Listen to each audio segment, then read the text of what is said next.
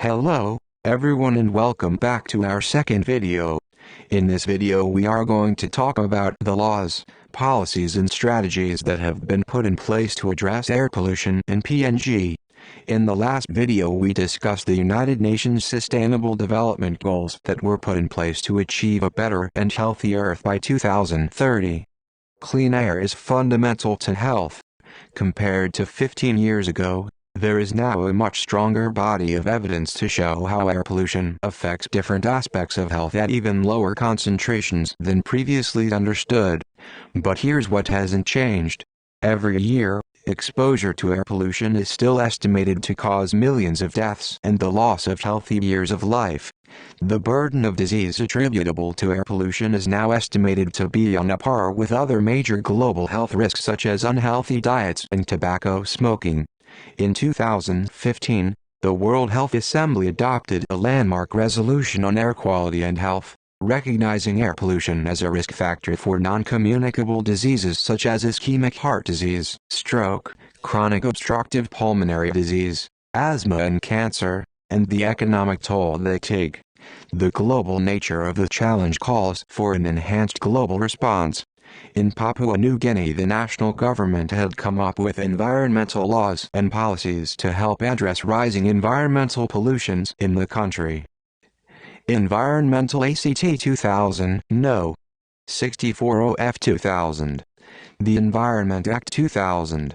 The Act is the primary legislation in PNG which regulates the environmental impact of development activities and how any adverse effects of such activities should be avoided, remedied or mitigated. Under the Act, developers must apply to the PNG Department of Environment and Conservation (DAC) for an authorization to undertake activities which materially impact the environment. The type of authorization required depends on the nature of the proposed activities and the level of impact involved. The Act imposes hefty fines for developers who undertake activities without an appropriate authorization. Broadly speaking, certain activities as prescribed by the Act as Level 3 activities require the developer to undertake an environmental impact study, EIS, to be made available by the DAC for public review and comment, before a decision is made as to whether an authorization should be granted. An EIS is required for Level 3 activities such as the submarine disposal of tailings waste from mine operations and the recovery, processing, storage and transportation of oil and gas.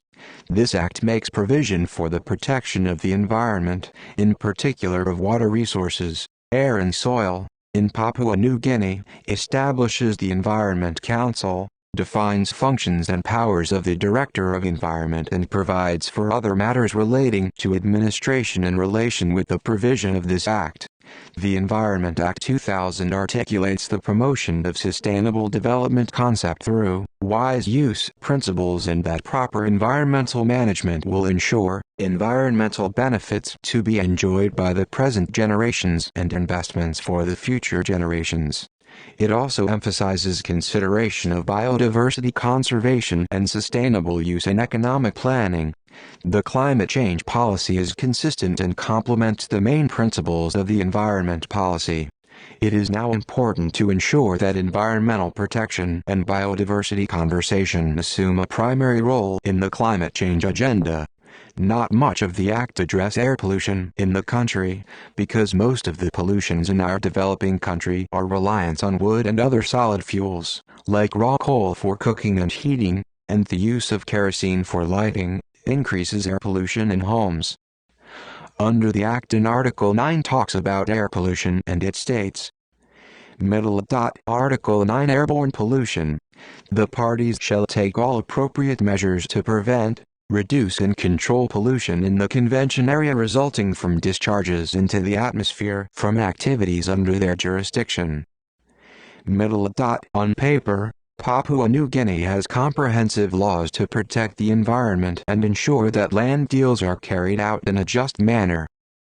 But poor enforcement, and a lack of accountability when laws are violated, leaves ecosystems vulnerable and allows for customary land to be used for development projects without proper consent being obtained in advance. PNG is a part of the United Nations, which means PNG also share the visions and aims of the Sustainable Development Goals. There are some private business firms in PNG trying to tackle this rising air pollution issue in the country. PNG Refrigeration Air Conditioning Association, or PNG RACA, in the partnership with Conservation and Environment Protection Authority, or CEPA in short. PNG RACA aims to promote a safe, environmentally friendly and dynamic climate control industry.